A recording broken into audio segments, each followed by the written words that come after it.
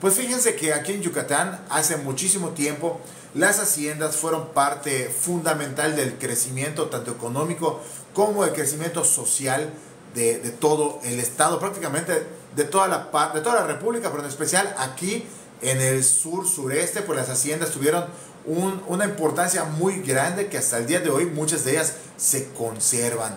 Estamos hablando que en esta época las haciendas era lo más importante que había para la subsistencia de las personas. Entonces muchas personas trabajaban en las haciendas. Pero ¿de qué se tratan las haciendas? ¿Qué hacían? ¿Por qué se crearon? Hace mucho tiempo se crearon como manera de control para el proceso de la evangelización de las personas mayas. Entonces eran utilizados para que un dueño, por así llamarlo, era el encargado de convertir al cristianismo a los mayas que trabajaban ahí. Pero además de eso, pues se cosechaba y se trabajaba el enequén. Y entonces las haciendas toman muchísima fuerza por ahí a mediados de la Segunda Guerra Mundial, porque los barcos de esa época necesitaban utilizar cuerdas muy fuertes, muy gruesas, de un gran calibre para poder pues, estar en la guerra.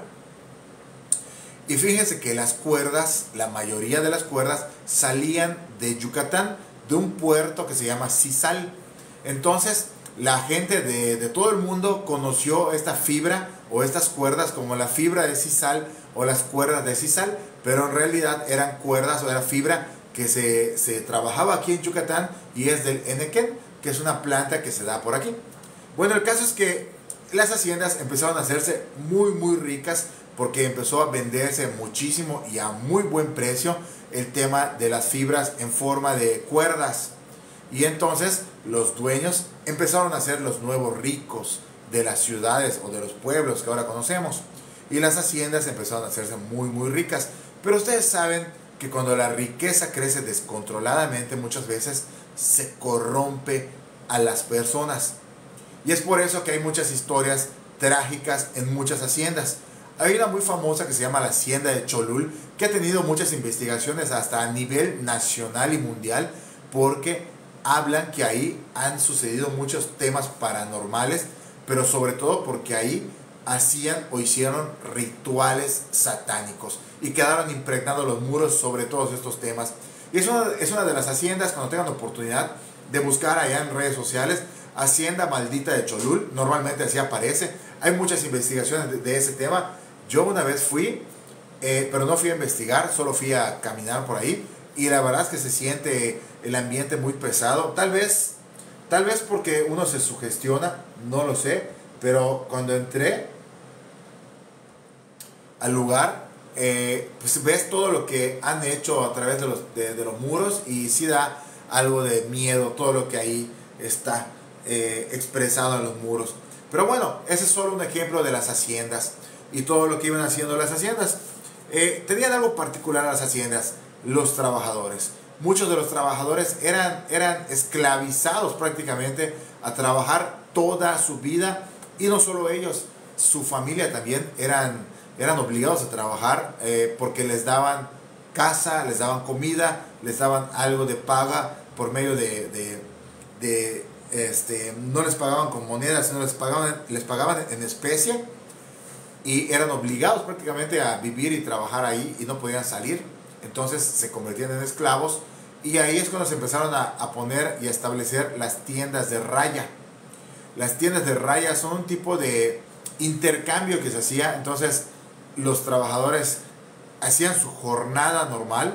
Al terminar la jornada, al momento que se les iba a pagar, se les pagaba en especie, se apuntaba en listas, y si ellos necesitaban un poquito más de algo, un poquito más de cualquier alimento, pues apuntaban en la lista esa deuda que iban a ir pagando poco a poco, pero luego se hacían deudas muy grandes que nunca podían terminar de pagar, y se iban heredando esas deudas con sus hijos, con sus nietos, así, hasta que las personas murieran. Pero se llama de raya porque muchas de esas personas obviamente no sabían ni leer ni escribir, y en vez de firmar, pues solo ponían una raya, o cuando terminaban de pagar algo de ahí de la lista, pues rayaban lo que habían pagado. Por eso se llama lista de raya. Perdón. Por eso se llama lista de raya. Y así era una de las maneras de mantener a esa gente pues ahí metida en la hacienda sin que puedan salir. Entonces era un intercambio muy cruel por medio de las personas y su trabajo, que era inmensamente agotador.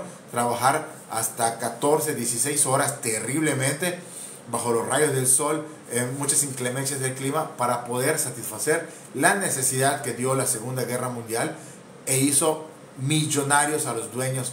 Y como ustedes saben, en esa época no siempre pagaban con moneda o con billete, pagaban con oro, con monedas de oro europeas normalmente. Y por eso, otras de las leyendas que se cuentan es que la gente se hizo tan rica, los dueños se hicieron tan ricos, y en ese momento los bancos no eran seguros, pues ellos decidían muchas veces en cofres o en latas meter sus monedas, taparlas, esconderlas, pero utilizaban un método muy sanguinario y horrible. Llamaban a una persona y le decían: ven, era cualquier sirviente o cualquier trabajador, ven, tú eres de confianza, te voy a pagar estas monedas de oro, pero tienes que llevar este cofre o esta lata o donde hayan guardado el oro, lo tienes que llevar a este lugar, le marcaban el lugar donde iba a estar, tienes que escarbar bastante, enterrarlo y ahí dejarlo. Y así solo el dueño y la persona que lo enterraba eran los únicos que sabían dónde estaba ese oro enterrado. Pero ¿cómo creen que el dueño se aseguraba que nadie más lo supiera? Exactamente, se deshacían del sirviente. Y es por eso que por cada lata o cofre que enterraban, prácticamente perdía la vida un trabajador de la hacienda, porque era el que hacía el trabajo, pero luego desaparecía misteriosamente. Es por eso que el dinero se empezó a volver maldito, porque muchos de ellos además hacían conjuros especiales para que las monedas estuvieran trabajadas y nadie las pudiera sacar si no fuera por medio de ellos. Pero resulta que muchas veces los dueños de las haciendas fallecían y esa manera de ver la vida pues hacía que no le digan nada a nadie ni a sus familiares, y entonces las monedas de oro se perdían a través de los tiempos y nadie sabía dónde habían quedado. Hay historias que han sido documentadas donde personas han encontrado monedas de oro o cofres con monedas de oro en algunas casonas, casas antiguas o haciendas enterradas, a veces en excavaciones, cuando están haciendo carreteras en lugares donde hubieron casonas o casas o haciendas, ahí a veces encuentran ese tipo de monedas